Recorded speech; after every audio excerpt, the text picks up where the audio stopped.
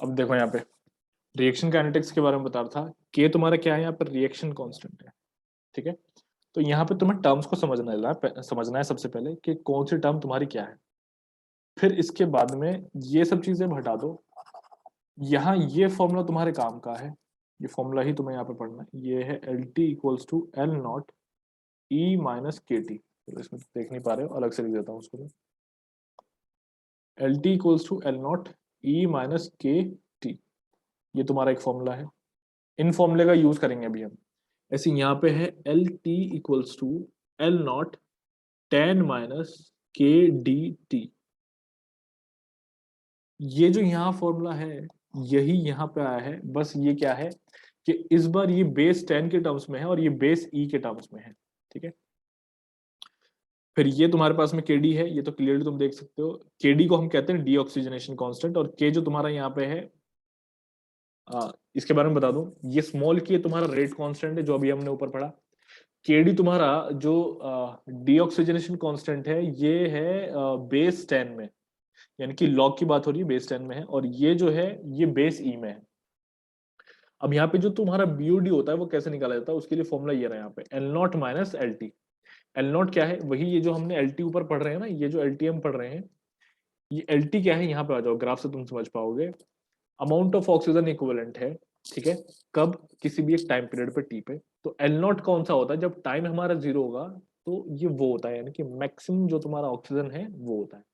तो हमने यहाँ पे किया था ना, तुम लोगों को ध्यान होगा, एक फॉर्मूला भैया, DO initial minus DO final हमने किया था। डीओ फाइनल हमने किया था तो हमें क्या मिला, हमें मिला डीओ कंज्यूम्ड मिला था, कंज्यूम मिला था हमें। फिर इसमें हमने मल्टीप्लिकेशन कर दिया था किसका, डाइल्यूशन फैक्टर का। तो हम यहाँ पे डीओ कंज्यूम निकाल रहे हैं, तो यहाँ पे तुम देखो नीचे, तो ये जो इतना यहाँ पे आया ना बीओडीटी, ये तुम्हारा आया है डीओ कंज्यूम्ड, ठीक।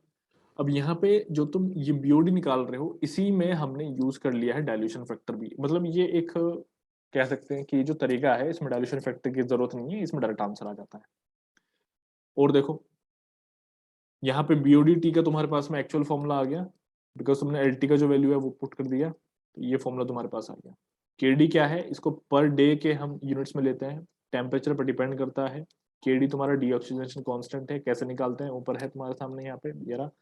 KD T equals to KD 20 degree, यहाँ पे 20 डिग्री है, 1.047 टी माइनस 20 डिग्री। तो ये है, यहाँ से तुम केडी की डिफरेंट टेम्परेचर पे वैल्यूज निकाल सकते हो। इसको तुम वेंथ ऑफ अरेनियस इक्वेशन भी कहते हो, इसका नाम है वेंथ ऑफ अरेनियस इक्वेशन, काफी इंपॉर्टेंट है ये, ठीक है। न्यूमेरिकल आता है इसके प्री में, काफी इंपॉर्टेंट है। यहाँ पे सारी जितनी चीजें हैं ये सब इंपॉर्टेंट है। ये तुम वैल्यूज याद करना चाहो तो कर सकते हो केडी की, लेकिन मैं तुम्हें बताऊं एग्जाम में केडी की वैल्यू तुम्हें गिवन होती है। टैप वाटर के लिए 0.05 से कम होती है, 0.05 से कम होती है। सरफेस वाटर के लिए 0.05 से 0.1 होती है। ऐसी पे म्यूनसिपल वाले की जो होती है 0.1 से 0.15 होती है। ट्रीटेड सीवेज की 0.05 से 0.1 होती है, ठीक है। ये वैल्यूज वैसे तो एग्जाम में देगा न्यूमेरिकल में, लेकिन तुम चाहो तो याद भी कर सकते हो।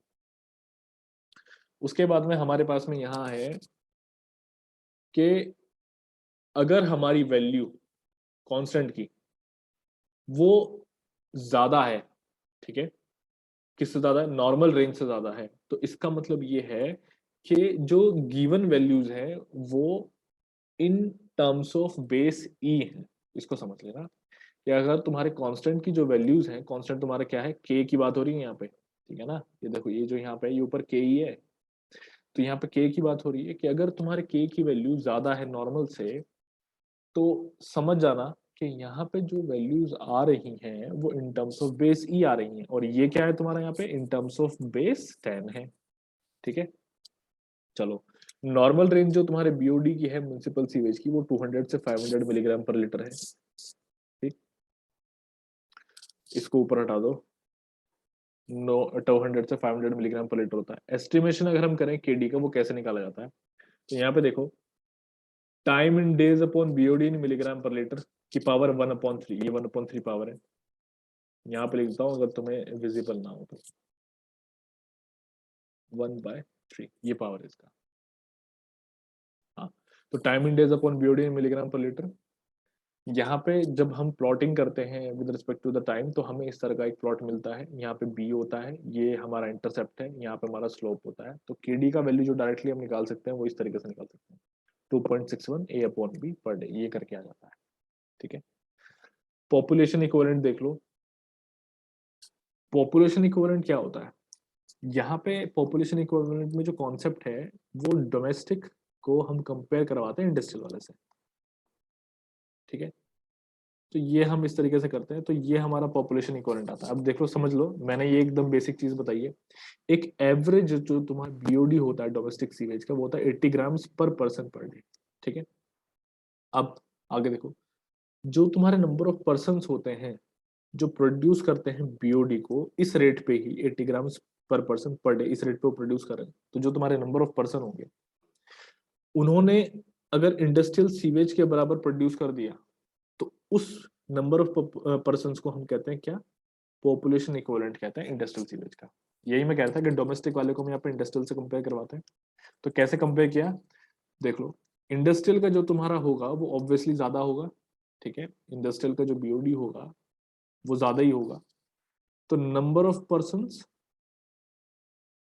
जो 80 ग्राम्स पर पर्सन, पीपीडी कर देते इसको, चलो, पर पर्सन पर डे, इस हिसाब से जो सारा का सारा डोमेस्टिक तुम्हारा बीओडी होगा, अगर वो इंडस्ट्रियल बीओडी के बराबर हो जाए, तो ये जो नंबर ऑफ पर्सन होते हैं ये होते हैं पॉपुलेशन इक्विवेलेंट। इन्हीं को हम कहते हैं पॉपुलेशन इक्विवेलेंट। किसका? इंडस्ट्रियल सीवेज का, population equivalent of industrial sewage. चलो, ये होता है। अब नेक्स्ट आ जाओ यहाँ पे रिलेटिव स्टेबिलिटी पे, उसको कैपिटल एस से डिनोट करते हैं। रिलेटिव स्टेबिलिटी जो है कैसे कैलकुलेट होती है, फॉर्मूला देखो यहाँ पे। O2 अवेलेबल इन एफ्लुएंट, जो तुम्हारा एफ्लुएंट होगा उसमें जो भी O2 अवेलेबल होगा वो, उसको डिवाइड कर दो किससे? जो तुम्हारा टोटल O2 था रिक्वायर्ड फर्स्ट स्टेज बीओडी में, ठीक है ना, उससे डिवाइड करना तुम्हें, तो ये तुम्हारा रिलेटिव स्टेबिलिटी आ जाता है। इसका फॉर्मूला भी तुम्हारे सामने, S equals to 100 1 minus 0.794 T की पावर 20, ये रहा यहाँ पे। ऐसे ही नेक्स्ट हमारे पास में ये हो जाता है, ये टी की पावर 37, सॉरी T20 लिखा है यहाँ पे, यानी कि टेम्परेचर एट 20 डिग्री सेल्सियस होता है यहाँ पे तुम्हारा टेम्परेचर, और यहाँ पे जो टेम्परेचर है वो 37 डिग्री सेल्सियस होता है, तो ये उनके लिए है, मैं गलत बोल गया था। तो T20/T37, ये तुम्हारा टाइम है 20 डिग्री सेल्सियस के लिए, और यहाँ पे तुम्हारा टाइम है 37 डिग्री सेल्सियस के लिए, वो T37 है। ठीक है, अब यहाँ पे आ जाओ, इसमें क्या होता है रिलेटिव स्टेबिलिटी में, कि अब थ्योरेटिकल चीज आ रही है। अभी यहाँ पे जो तुमने फॉर्मूला देखा ये न्यूमेरिकल वाला था, अभी यहाँ पे थ्योरेटिकल देख लो। थ्योरेटिकली ये होता कैसा है, यहाँ पे जो डीकलराइजेशन हो रहा है